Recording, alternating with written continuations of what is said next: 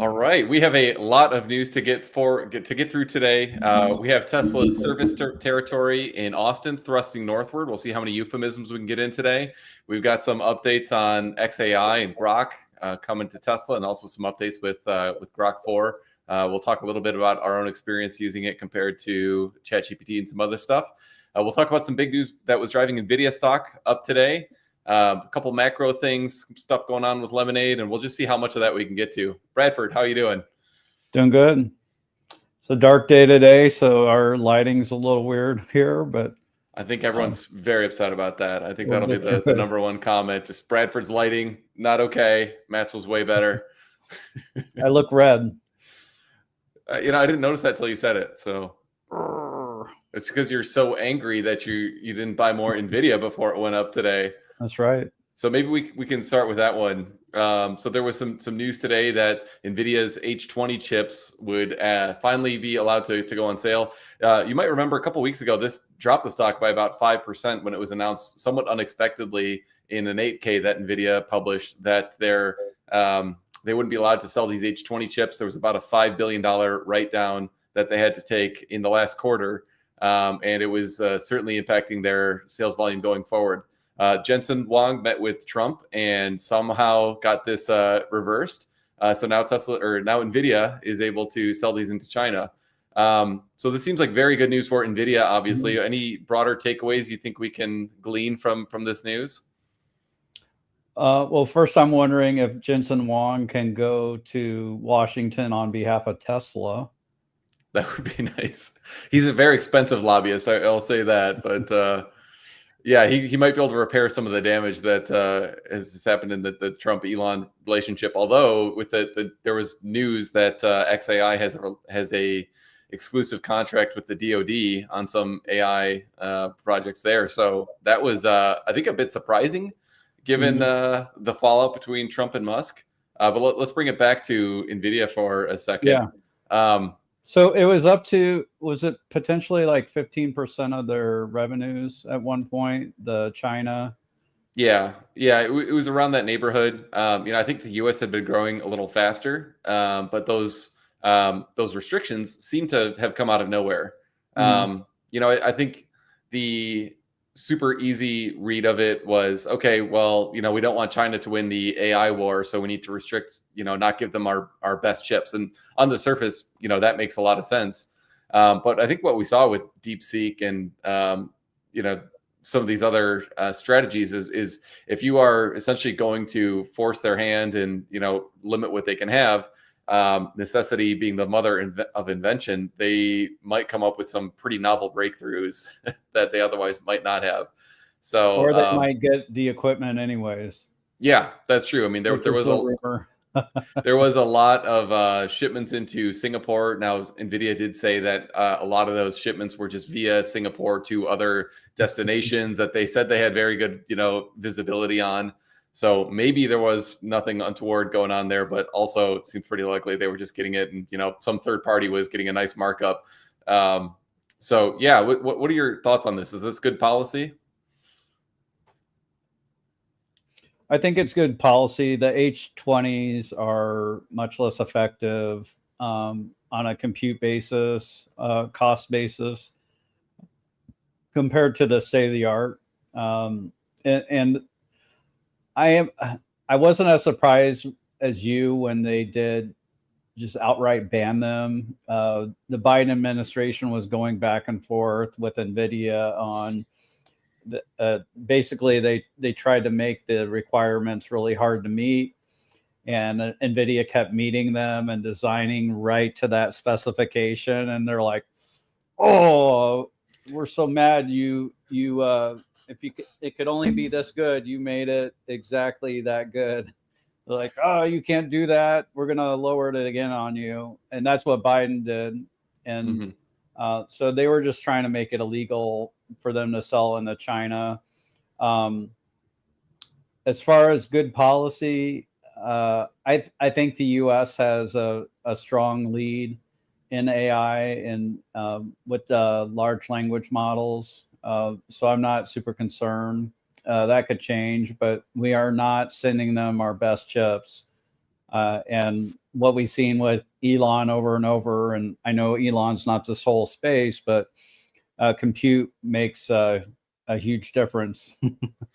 Yeah, I mean, this isn't exactly on our docket, but I mean, thinking about what he's already done at Colossus, like he blew Jensen Huang's mind with how quickly he got those 100,000 H100s up and running. Now it's talking about 200,000 and very shortly 1 million GPUs. Literally buying a 2 gigawatt combined cycle power plant from overseas and shipping that back stateside to help power that. So he's just doing some crazy stuff that is, I think, we always talk about how fast China is going and, their automation that they're doing. I think Elon is one of the most significant edges that we have, because literally nobody thought doing what he was doing at that XAI data center. Like, people just did not think that was possible. Like, all the experts in this space. So yeah, it's pretty exciting. And maybe if we have time, I'd like to dig into the how they're actually powering that, because I've been nerding out a little bit on these turbines, and the fact that you're taking 50 hertz turbines from overseas and bringing them back and trying to operate them here in the States, which operates at a 60 hertz grid. There's a lot of nuance in there. So maybe if we have time, we'll get into that. But if not, maybe we'll do a standalone video on it. Matt's doing a trip to one of the companies that we own for clients. It's in the energy space, and so we'll be doing a video after that trip. Yeah, meeting with 3 companies next week, so definitely looking forward to that, and we'll have some good content coming out of that, I think. So definitely looking forward to it. But yeah, go ahead. Matt Smith goes to Silicon Valley. Ooh, giving little teasers out there. Now this is. I mean, you've done a lot of the stuff going to Lathrop and looking at the plant that they had there and trying to figure out what the run rate was of megapacks. So we really do value on the ground research. So I think we're going to be doing some pretty unique on the ground research coming up here next week that we'll share some more details on later. All right. Alrighty. But let's bring it back to Tesla. So Bradford, just a couple of weeks ago, you were hanging out in Austin doing 62 rides, I think it was, in the little area shaped like this in the Robotaxi network. They've since elongated that and pretty significantly expanded the territory. I think bigger than Waymo now. Are you surprised at how quickly they expanded that service territory? I mean, I thought it might go kind of like slowly out a little bit, but it's just a couple weeks in, and they've more than doubled the size. It looks to me at a rough approximation. Yeah, it's more than a double. I'm impressed by it. I'm hopeful that they start to run more cars, though. The number of cars seems to be limited. I think they're having to wait longer to get the rides. So I'd like to see them run more cars. Maybe they're waiting on safety monitors to get trained up or something like that. But this is what I would want to see. So I think it's exciting if they can get a operating space that is larger than Waymo and have a larger number of vehicles. It's rumored that Waymo is running at least 100 and Tesla is running 11. And Waymo's, I would see them all the time in the nether regions. We'll call it the infinity sign. So when I was down in the bottom there were tons of Waymos. Yeah, this is more than doubling the area. You can see. Tesla really put their stamp on Waymo with this one. Yeah, they did. It's kind of funny. I had this up on my X feed, and I was like, "Oh, I gotta be careful with my kids around that I don't have this up accidentally." But yeah, you can see here. I mean, this is the overlay. You can see how much they're.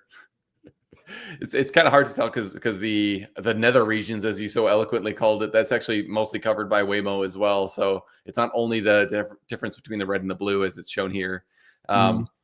But I think you're right. Like the actual size size matters, but it's also how you use it. And, having 11 cars in a service territory this large and having it be extremely limited, I think we can all agree that's not a super scalable solution. So while this was nice to see the expansion, really, I think it would be like, what would be a much more meaningful expansion from like a business case and the kind of credibility of the entire Robotaxi thesis would be, when are you adding more cars? And most importantly, when are you removing the safety driver?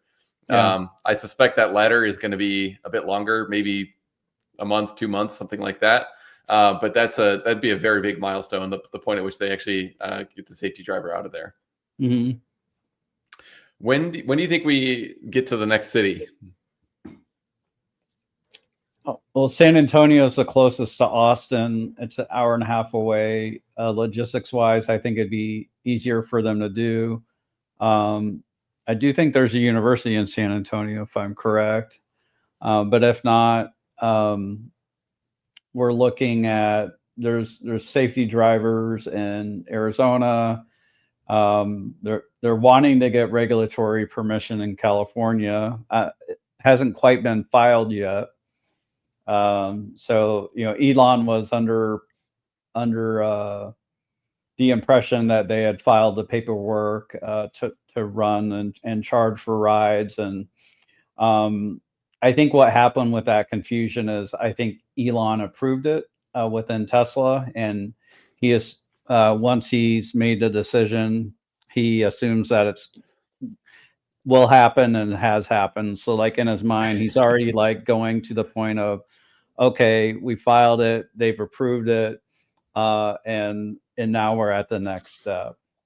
Yeah, I think that's a really good insight into Elon's mind. Most likely, like he said yes, and so why isn't it done? Like he gave his team the green light, so it should be done like immediately. Most people don't operate that way, even at a highly capable company like Tesla. So I think that little bit of lag is probably where that disconnect came from. And maybe the approvals come fast. So in Austin, the approval to be able to run it came within 2 weeks of them filing, as far as we know.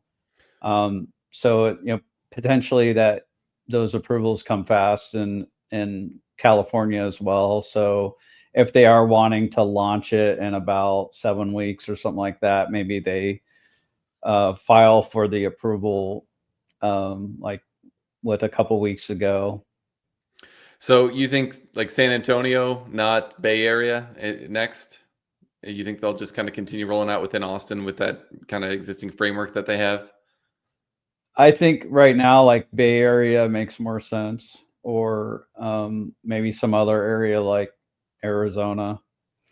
They're also hiring for drivers in Jacksonville, Florida, but potentially that's for Chuck's left turn.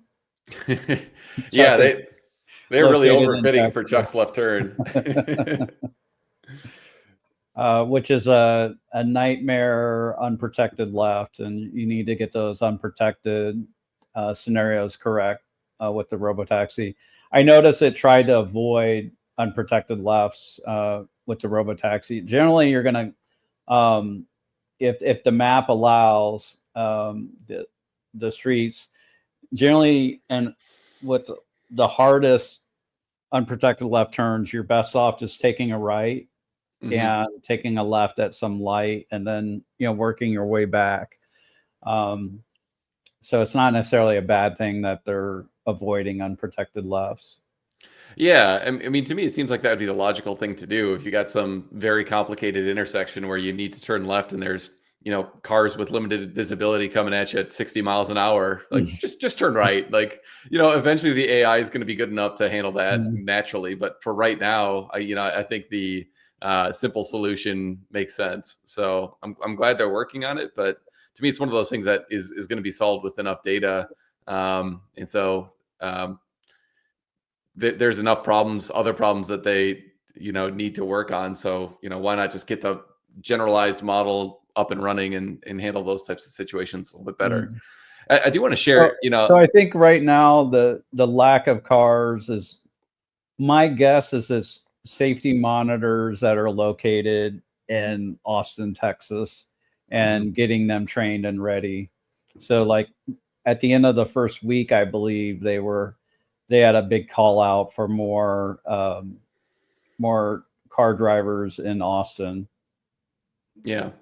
So I was going to say, I in my own drives, not in Robotaxi, I've noticed a slight regression on some of the left turns that I've been experiencing, where there'll be a gap, and on V13 it was always like super smooth into the short little gap that you'd have. I had two instances, pretty back to back, where it was trying to turn left into a very small gap. It was a little bit too small, and like it was one of those where if you're gonna you can technically make it, but you need to really punch it. And, FSD doesn't really punch it in those types of situations. So, I wouldn't call it safety critical, because had it gone, it would have just kind of cut the guy off. It wasn't, I guess if the guy didn't slow down at all, would have been a problem, or, probably the car just would have sped up.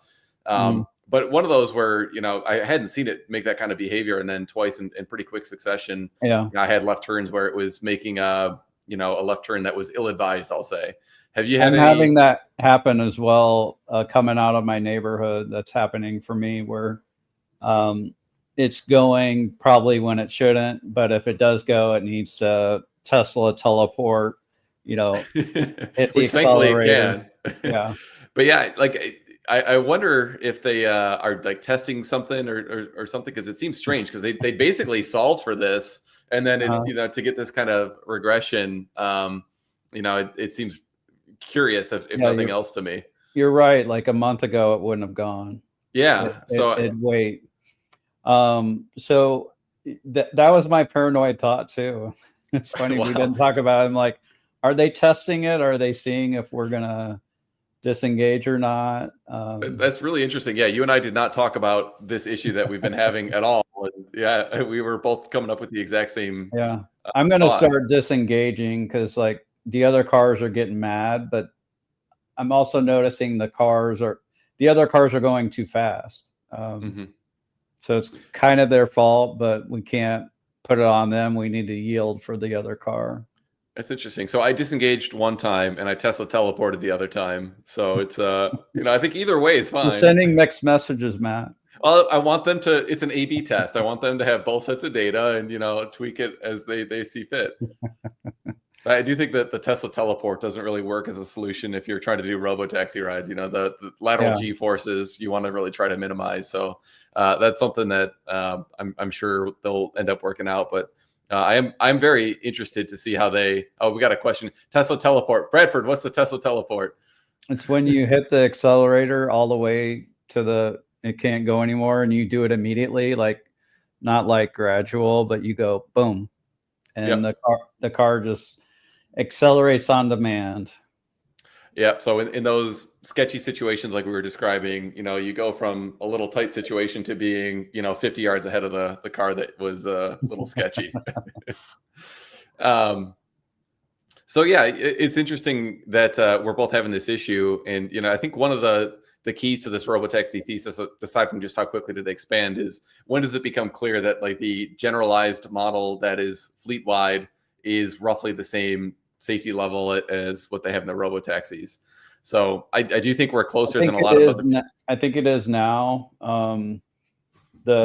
Besides what it's doing for us, it seemed really good. The thing it did better in Austin was that the lane selection was perfect.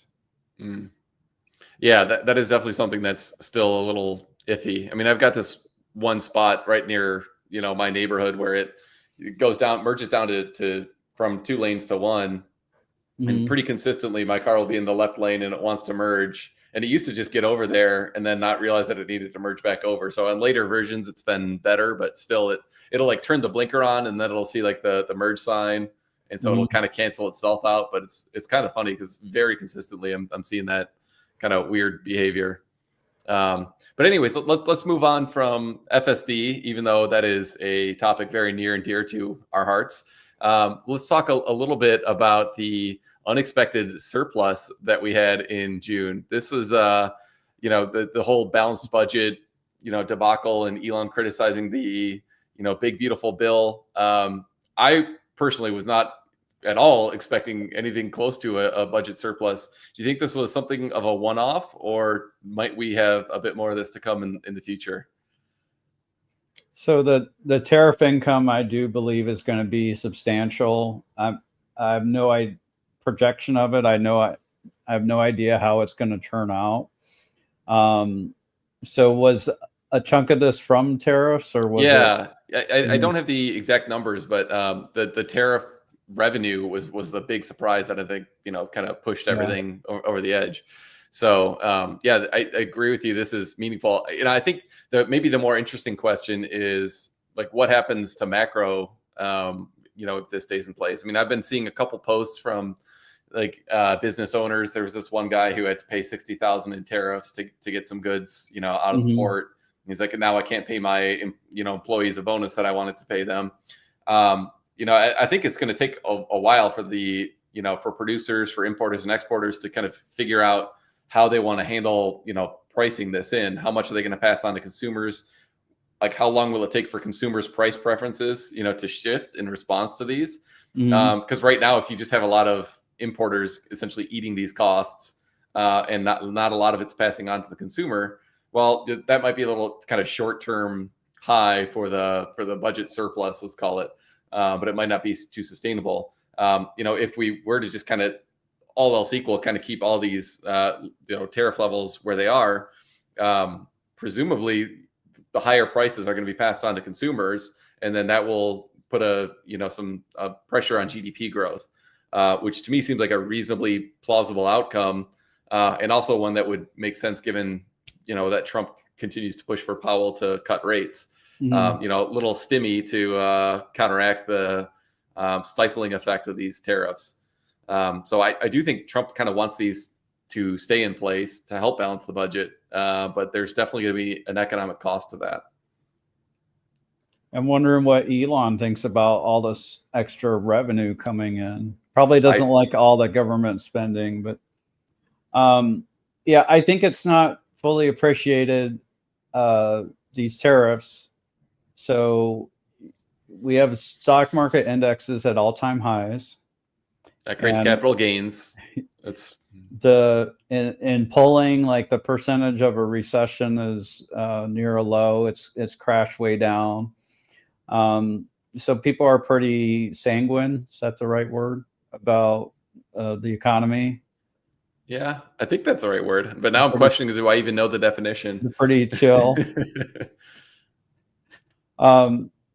So that concerns me a bit. So if there's increased goods prices, if there's some shortages, and all right, optimistic or positive, especially in apparently bad or difficult situation. So I don't think it's apparent yet that it's bad or difficult. So not quite. I don't think the tariff impact is fully appreciated, and I'm kind of where Jeff Lutz is right now. So prices are going to go up. There'll be a shock to the consumer, and there may be some shortages, so supply chain issues. But then we have all these revenues. So we're not like getting the low tariffs and no revenues. We're getting the revenues.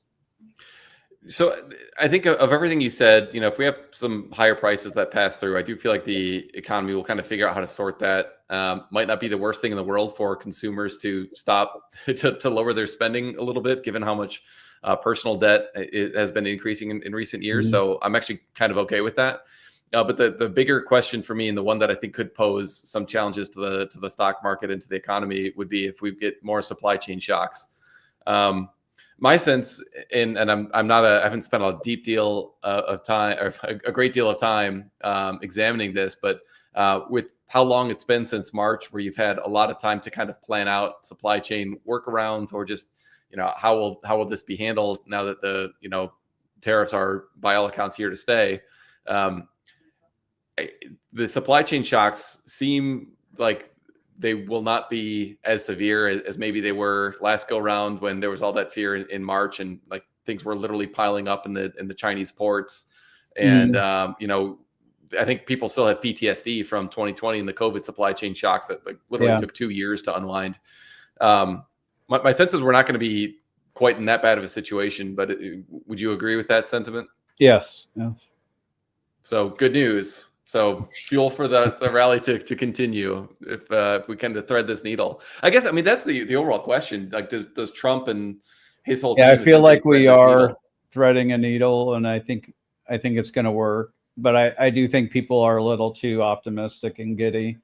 So I wouldn't be surprised if there's some market weakness to come when we see flow through. We see some issues that people thought were behind us. Yeah, I mean, we rallied what 25% off the March lows, somewhere in that neighborhood, or April lows, I should say. Yeah. I mean, that's a heck of a rally. Now, granted, it was a heck of a precipitous Yeah. drop at the beginning of the year. But still, you look at PE ratios for the S&P 500. You look at just the value itself being very near all-time highs.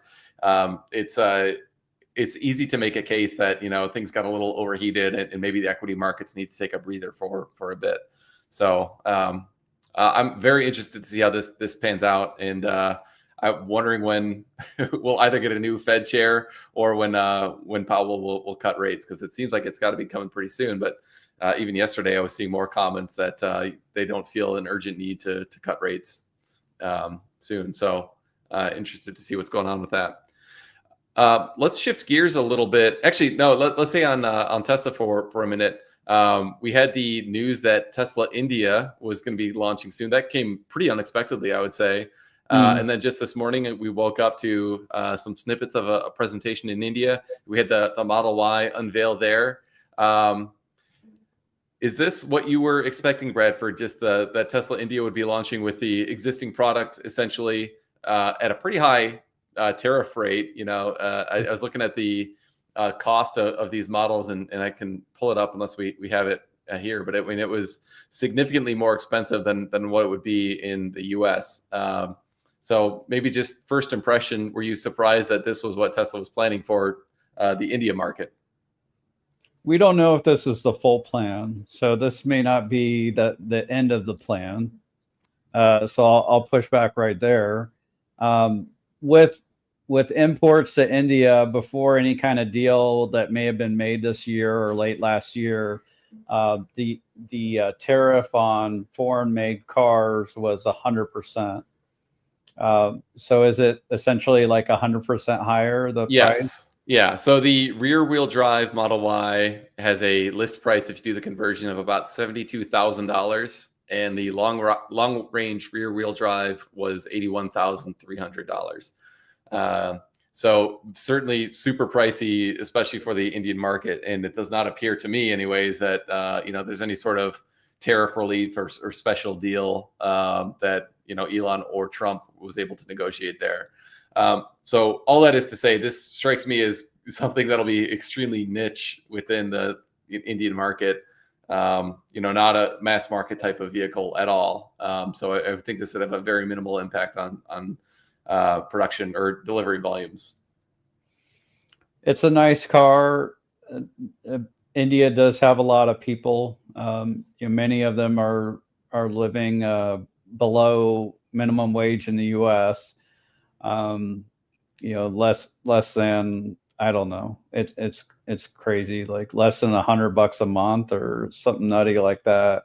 But there are a lot of wealthy people in India, so I'm curious to see how it goes. Like LJ said, India has plenty of millionaires. You don't have to be a millionaire to own a Tesla, but there is a pretty wide spread in wealth and income.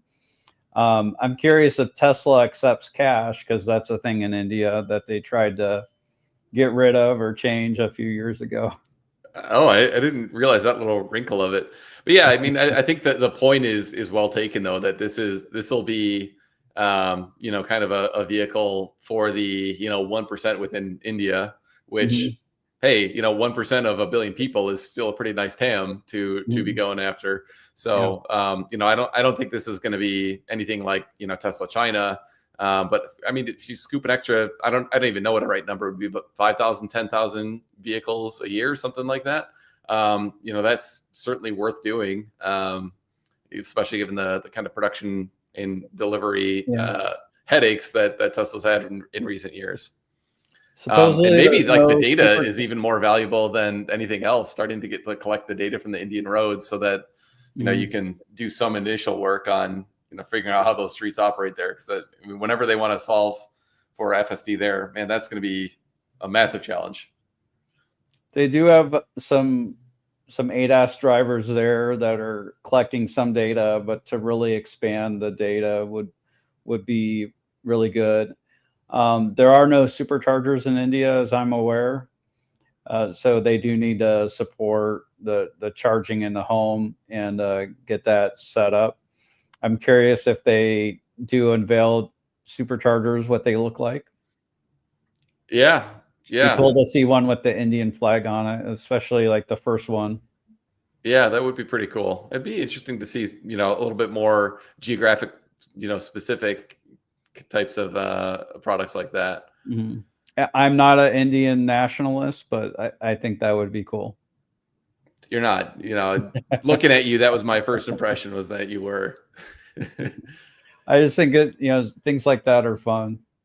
Yeah, they are. So maybe last Tesla topic, we have Grok coming to your Tesla soon. So this will be a bit of a I don't know if party trick is too strong of a word, but it's not going to take over the in-car command. But if you're one of those people who wants to have a conversation, like I do this a lot of times, just have a conversation with usually ChatGPT to educate myself on a topic. Doing that in a car is a whole different kind of level. So being able to learn about something, or just have fun is pretty interesting. So what's your thoughts on this update, Bradford? And is it a sign of things to come? There's been rumors of Tesla potentially investing in XAI. How deep do you think this integration is going to go over time? I think it'd be great if Grok could talk casual Tesla owners, and like educate them more on their Teslas, or just new owners. That would be cool. But right now, it's something where you have to press a button to interact with it, and I think, and maybe there's a legal reason behind that. So it's not just like listening and then able to interact without that. So like having to press and hold it, I don't think you can like sit there and press and hold it forever. Like the steering wheel is going to be moving on FSD, right? Yeah, that's good. I So didn't realize that little wrinkle of it. Yeah, it seems like you would need to have like something on the screen, like press this button to start a conversation, and then press this button to stop it. To me, that seems like that'd be a much better user interface. mhm.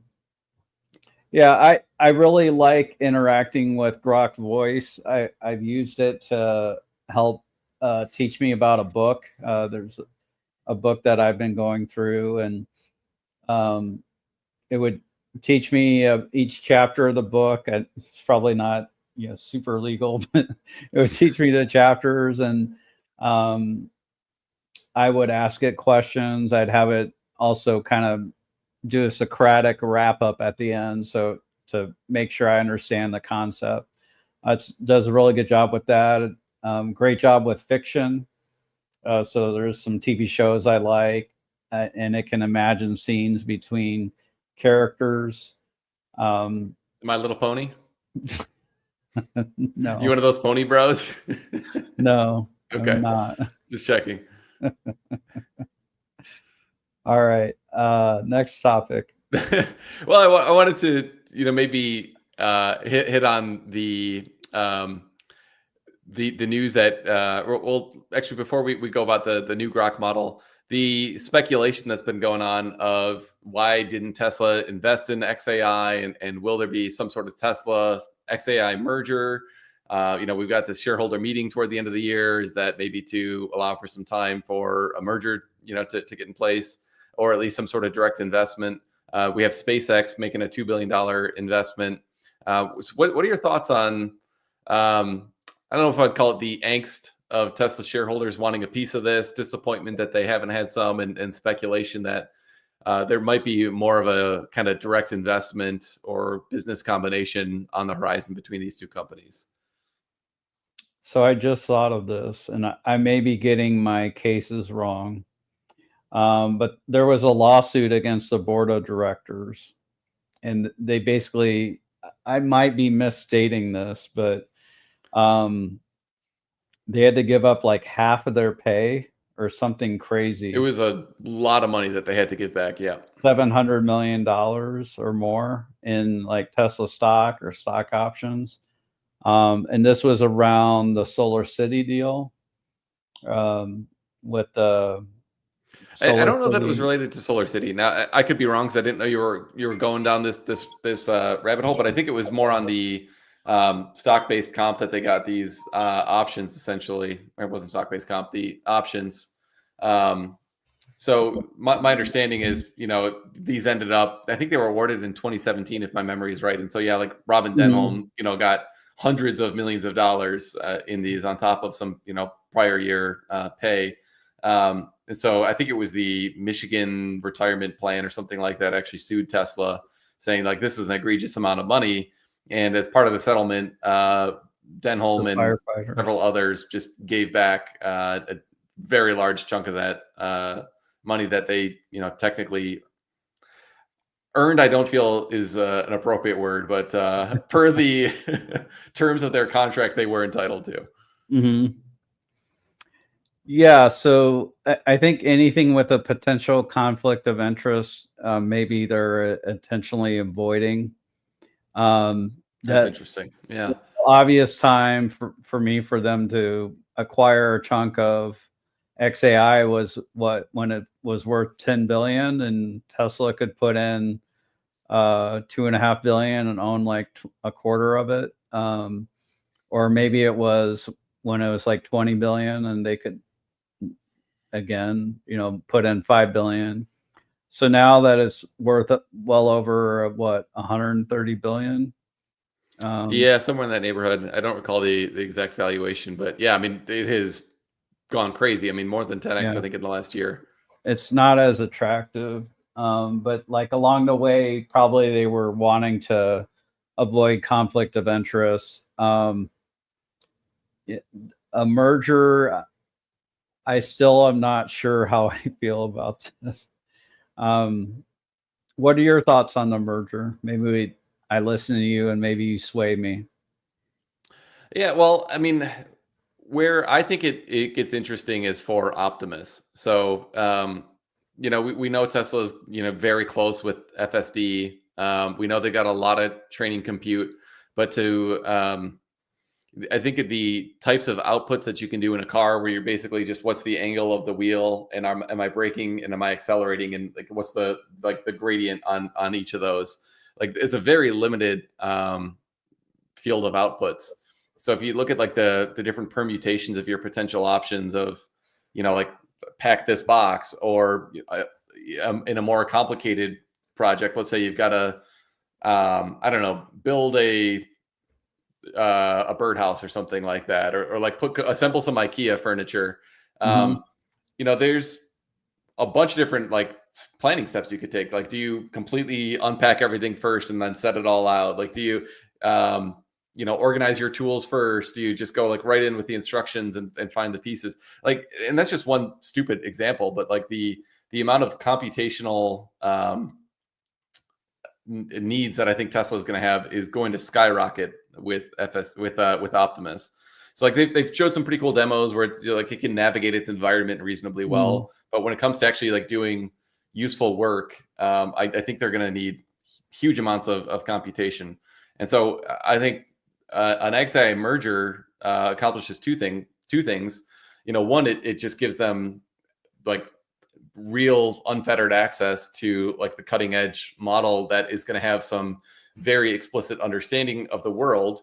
And then that's a really positive feedback loop to XAI or, Tesla, if it's all integrated in one company, because then you're gathering all this real world information, which itself is going to be way more valuable than, like anything else out there, because nobody has real world robots out there in scale right now. So if you want to like compete in the labor market, like having the combination of like robots in the field plus like a super capable base model, that's how you win, I think.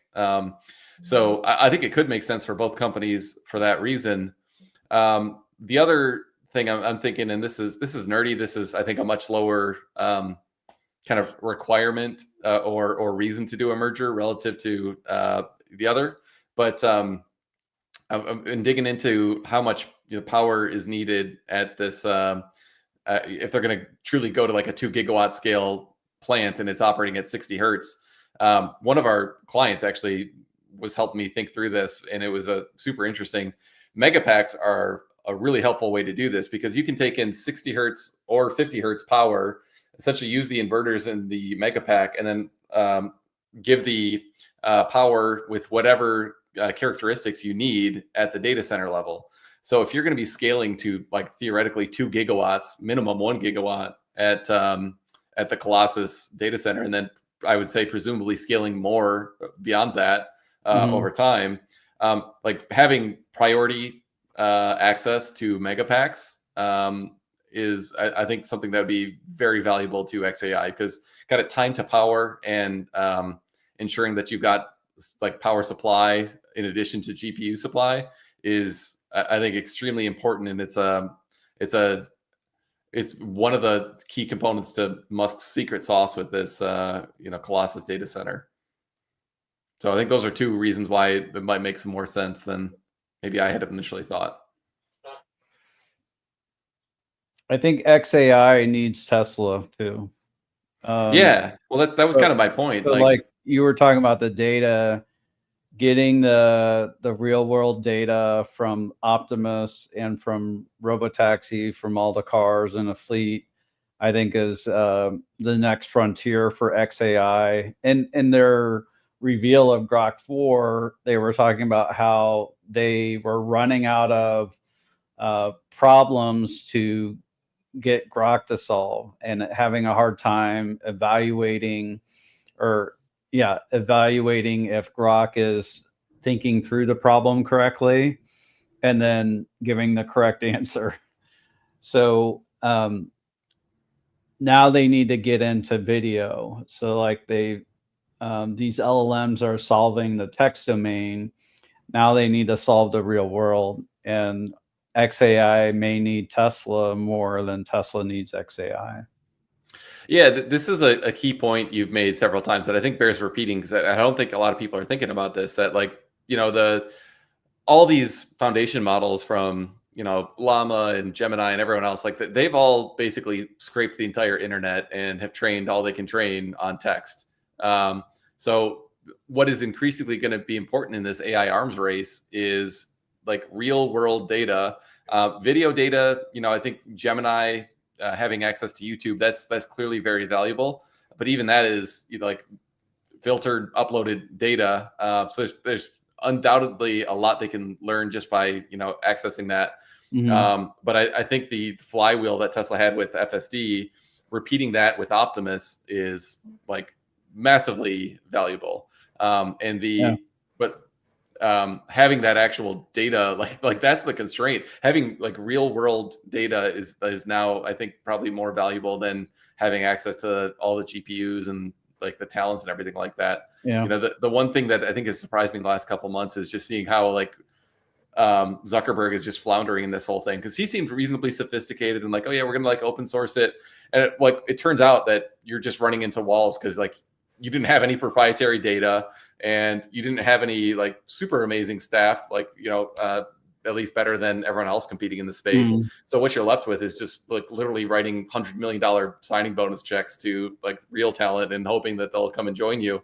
But like aside from that, like you're just paying to compete in this space. It's really not compelling. So it's interesting. I think we're in this stage now where it seemed like there were half a dozen companies that were really competing to have an edge in this space, and we're seeing in real time the field narrowing right now. And I think the combination of Tesla and XAI could actually leapfrog ChatGPT, and that'd be, I think that alone is probably worth $100 billion price tag, even though that would admittedly be a fair amount of dilution to us Tesla shareholders.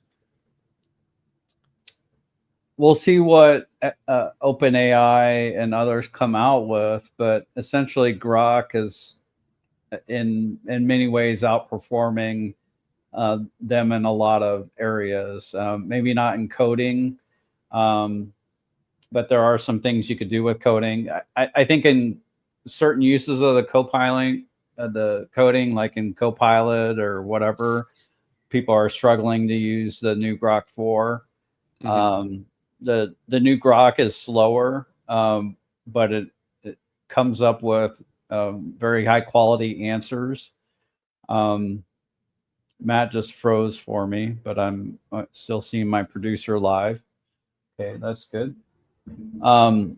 So what's shocking to me is that Grok 4 just leapfrogged everybody.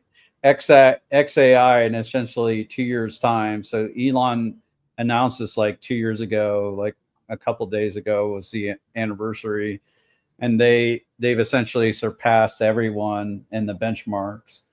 Now, real world testing is differing a little bit, but I think that's super impressive. Yeah, and I'm always a little cautious whenever these new milestones come out because it's been several months since we've had a major update from OpenAI. Mhm. So we know they're cooking some stuff in the Mhm. background, and so very well could be the case that a month from now we get some new update that they've named some terrible name like P7 or something like that, and it just comes out and blows everyone away, and it surpasses Grok 3. So I'm these titles of like the most performant model they have a very short half-life. Yeah. So while I agree with you, it's impressive. I'm worried to just say like XAI has clearly won and it's all over. Yeah. So And in Matt has a good point here. Like, oh wait, I did the wrong one. So you can game the tests. So we were we're curious in the space. We talked to a private company that's involved in making intelligence models, and one of the things they were doing for some of the benchmarks was they would pull the top 3 LLMs and then they would use consensus answers. Yeah. And then they were claiming like that was the result they were getting. Um, so that's not your intelligence, that's someone else's. Yeah, I don't that think one was Grok pretty is doing eye-opening. that, but No, you that's can game it in slightly different different ways. situation than what these big guys are going. But your broader point and Matt's broader point is like there's a lot you can do to kind of gamify this. The real test, like Elon and others have been saying, is that when do you get like actual scientific discoveries and like Mhm. breakthroughs in the capability. If it actually is as capable as a PhD, well, it should just be a very short period of time before we've got some breakthroughs that they might be trivial at first, but the types of breakthroughs that a normal PhD might have, where they come up with some novel insight that advances human knowledge. I think if we're gonna something's tickling your fancy, Mhm. but if we're truly at the point where you're not just like the real concern with all these LLM models is they're just probabilistically giving you like some answer that they've read somewhere else. So for these to really live up to the hype, we need to prove that they're not doing that because they're coming up with novel insights that did not exist anywhere in the human knowledge set anywhere. So I think we're going to have an answer on that in the next, I don't know, couple months. I'd be surprised if we don't have some novel breakthroughs from Grok and from other players in the space. Mhm. And I'm kind of curious to see what that looks like because theoretically that flywheel could start turning really fast if you're getting more performant models which are advancing human knowledge, and then you're getting like more PhDs that are on average smarter, and then they're all expanding human knowledge. Like we could have a pretty vicious flywheel, vicious in a good way, pretty soon. Mhm. You're blowing my mind, Matt. What's next? Well, let's talk a little Lemonade. We were getting a little negative feedback from the Lemonade community in the last couple of weeks. Mhm. We're long-term believers. We were talking about the stock well over a year ago when it was in the teens, and basically saying it's like a good 4 or 5x undervalued. The Q4 of last year, it basically tripled. We trimmed a bit on the way up, and especially very near the top. I was pretty happy with how we handled that. But the Lemonade community is growing quite a bit right now as the stock is really expanding, and Lemonade, most importantly, is continuing to just rocket. They launched car insurance in Indiana. We got their earnings call coming up in a couple of weeks, and I'm certainly looking forward to hearing what they have to say. But we have a little bit of news on that front. So what did we did with Lemonade? So in June, late June, we trimmed it, and we trimmed half our position, and we just added back to it at a lower price. So we didn't make a huge scoop. It was like 10 to 12%, something like that, but it was definitely worth doing. And Lemonade was beyond our rebellionaires who are super heavy in Tesla. Lemonade was tied for our number one position with Tesla. So we dropped it by half, and then we raised it back up after it dropped. We're big believers on where it's headed. One thing that happened after we trimmed is they added car insurance to Indiana, which got me excited. It's probably not super material, but if someone else in our office got it, and I was able to hear feedback from several other people, where Lemonade's is very choosy on who they decide to insure or offer good rates to. Yeah, they are. So it's there's a lot of exciting stuff I think that they've got going on. But we were noticing their team is like crazy excited. Their team, like they're I would say they're usually like pretty muted and reserved. Like Daniel Schreiber, he's an amazing communicator, but he generally just says something to the effect of, "We've got a great plan. It's going to win in the long run, and we've got our eye toward the long run." And it's like a very kind of reassuring message. And they basically just quarter in and quarter out do what they said they were going to do. But their team seems pretty pumped up right now. And then on top of that, the Lemonade investor community is like extremely pumped up. And that was, I think, what was giving us a little bit of pause, was just there was so much optimism and people talking about Lemonade 100xing and 1000xing and $1 trillion.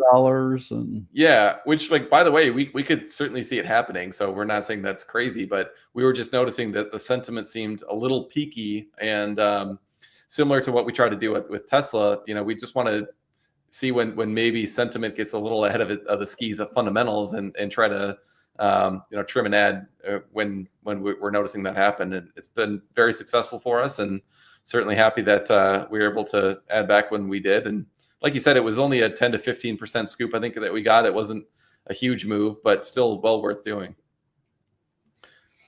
Yeah. Let's maybe talk a little bit about the bull case there, because yeah, people have been talking about Lemonade for years, and if you look at the stock chart, it still is down quite substantially from the COVID highs. So what is the case? Why are we so excited about the stock, even after it's nearly tripled from where we initiated the position? So we're getting a lot of benefit from using AI in our business. We have someone doing full stack agentic AI coding, where 100% of the programming is done by AI. And this is what Lemonade's doing with their business, but perfecting it at a process level, at a back office level. So like one example is, if you're not super efficient, offering renters insurance is unprofitable. It's a money losing thing because it's so expensive. It's a low ticket insurance, and if it's not automated, you're going to lose more than the premium. Your claims processing is going to eat all of the potential margin there. So they fully automated that, but then also they're working to fully automate pet insurance. There's still some edge cases, so they do have edge cases, but you're taking AI, you're automating, you're having it help you with the automation, but you're using all the data you collected over time. Lemonade has a ton of data. Now, certainly other insurance companies have more data, but they don't have I don't think they have the quality of data that Lemonade has. So I think they're the most impressive implementer of AI in insurance and in their business. Yeah, and I think what gets me excited is this is obviously a massive TAM. So I mean, they are just like scratching the surface of the overall TAM with their $1 billion in premium, in-force premium that they have right now. But if they are able to price even competitively, but then they just use this AI engine that they built to essentially automate the business, like it's kind of like Elon says, like the car's not the product, the factory is the product. I feel that same way about Lemonade with like their software stack is actually the product, because it's allowing them to, as their revenue grows exponentially, their costs are growing, like linearly, roughly. And so This is their employees. This is their employees, and this is their revenue. So it's like, so yeah, that gives you leverage. They've proven over many years now that they're able to kind of maintain that operating leverage, but they're still not profitable. So if they're able to continue that to a point where they're like 10x larger than here, for example, on their in-force premium size, which is what their entire investor day was about, then the flow through of profits is going to be just massive, way higher than all the normal industry analysts are expecting. So this is what gets me so excited. It's like, it's a little bit less sexy, admittedly, than FSD and Optimus. But if you just over a long enough time horizon, you look at like the mid 2030s, for example, and all right, let's say they've got 20 billion in in-force premium. Well, their fixed cost base might double, maybe something like that, but their gross margin would increase by 20x, maybe more, if they continue to improve on their pricing. And so just the economics and the cash flow generation that would unlock is just wild. So we could go on about them for quite a long time, but it's, I do want to clarify something. I said like the best implementer of AI, and I'm talking about in business. So I think Tesla is the best implementer of AI in the quote unquote real world or physical world. But when it comes to paper and business processes, Lemonade is very, very strong. Well, I think that's actually, from an investment thesis, like everybody in the investing world is talking about which AI model is going to win, and like the multi-trillion-dollar opportunity to see like, okay, who's going to win humanoid robotics and all this. Like that's a very well covered investment space. What we care about, I'm going to finish your sentence, is like the businesses that are implementing AI, like who is the most hardcore about implementing it. So we have great tools now, and the task is to take it seriously and to implement. Yeah. Did I miss anything? No, just I think other than like a lot of companies aren't doing this right now. Yeah. So like we are in this amazing technological moment where like all the software that you have internally can basically be written by Grok or ChatGPT or something like that right now. And you can literally just strip millions of dollars of costs out of pretty much any business right now. And so if you aren't doing that, then we want to invest in the companies in your industry that are, because like they're going to eat your lunch, and they might be 1/10 or 100th your size right now. But if they're actually good implementers, they are going to have exponential returns while, in this is overly simplifying, but while you kind of slide into oblivion or bankruptcy over time. So I think there's going to be so much disruption in the space. I think it's not a time to be investing in like the indices passively, because there's going to be a huge disparity between winners and losers. So one of the things we're laser focused on is finding those companies that are implementing extremely well, as you said. Yeah. So is this company AI centric? Are they serious about AI? What are their initiatives that they're implementing in AI? These are things that we look at in businesses, and we're not just looking for businesses that say AI when they have their quarterly reports or whatever. It's got to be meaningful and substantial. Well, I think it has to be in their DNA, because like if you aren't willing to take the risk of like leaning into this heavily right now, then it's not in your DNA, and you're going to do a couple things. You'll pilot some programs. You might shave a couple, bips off of your, operating cost if you're, doing it reasonably well. But if it's not actually in your DNA and you're not structurally rethinking the way that your business works, I do think, over a long enough time horizon, you'll probably get run over by an incumbent or by a newcomer who is willing to take those risks and really lean in heavily. So I think there's going to be many such stories, and it's an exciting time for sure to try to find them. So question is when this will be undeniable to Wall Street and the market. But I do want to mention something else with Flywheel, with Lemonade. So someone mentioned the word flywheel in the comments. So what Lemonade does is, most insurance companies, they don't know like who is the above or the lower risk driver and the higher risk driver. And so a lot of people won't have any tickets or accidents in the last 5 years. And I'm not sure how far back they're allowed to look. So they just have to offer an average rate. But what Lemonade does is they look for the lowest risk drivers, and they offer them a much lower rate where they can still have a profit, but that cohort is much lower risk. So they're essentially picking off the lowest risk. So if legacy insurance has to price right here, then over time, as Lemonade picks off those lowest risk people, legacy insurance is going to have to raise their price.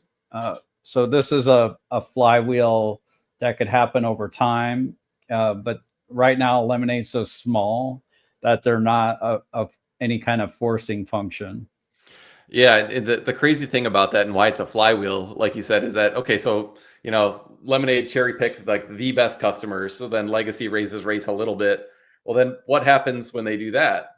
All of a sudden there's some new low-hanging fruit that is, can be priced a little bit more accurately. So Lemonade scoops those new kind of lower risk customers. And then the same thing just repeats, where you take the best risk and then you adjust, and then you take the best risk, and then Legacy raises prices. And then all of a sudden Legacy's left with only the bad drivers, which right now we're being subsidized by all the good drivers.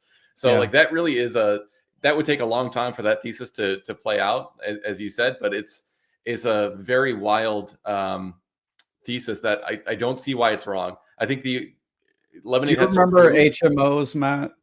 Yeah, the health managed organizations. So that was like the preferred option for people who were less healthy. It was the only option for everyone at one point. But then as PPOs were offered, then the healthier people could decide, well, I'm okay having less coverage or being a little less convenient. So I'm going to go the PPO route. So then the best customers left for PPOs. And then the HMOs had the sickest people. And a lot of HMOs went by the wayside when that happened. Yeah. So there's precedent for this sort of thing. And honestly, it just seemed logical. I mean, if you are pricing everybody based on heuristics for their age group, for their gender, for their zip code, and all of a sudden somebody comes in and prices you based on how you're actually driving, of course, like obviously, you're gonna scoop the better customers if that happens. So I think honestly, it's in Lemonade's court to prove that their technology is actually good enough, like they've been saying that it is, to do this. So they need to prove it out before the market's going to realize it. But if they are successful in enabling this flywheel and getting that going, like all these crazy, 100x, multi-100x kind of comments that we've been seeing in the Lemonade investor community, those definitely have some validity. I mean, if you look at where they are at about $3 billion compared to the legacy insurers in the place, a lot of them are in the 50, 100, $150 billion market cap kind of range. And so if Lemonade can get to their same scale on, let's say, premium, but do so at way better margins because they've got these flatline expenses like we spoke about, they really can rewrite the game in terms of what market cap an insurance company even could be. So I think the hype is real, but like it's important to realize this is going to take a long time for this to pan out. They're not going to 5x overnight. Do you remember 2019 when Tesla was worth like 50 billion and Toyota was worth 150 billion? And I will never forget this. I forget where Volkswagen was. I think they were like 80, somewhere in that neighborhood. Like Ford was 30, GM was like 60. Mm-hmm. And pretty soon, like Tesla 4X, and they were worth more than Toyota in 2020, and in less than a year's time, and now they're worth more than all the public car makers, right?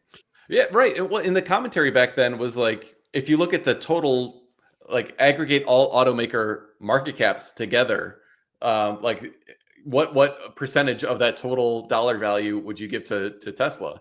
And this Mm, this is like a mental trap that a lot of investors have right now. yeah. With the insurance space or with any other space that's prone to disruption at lower cost.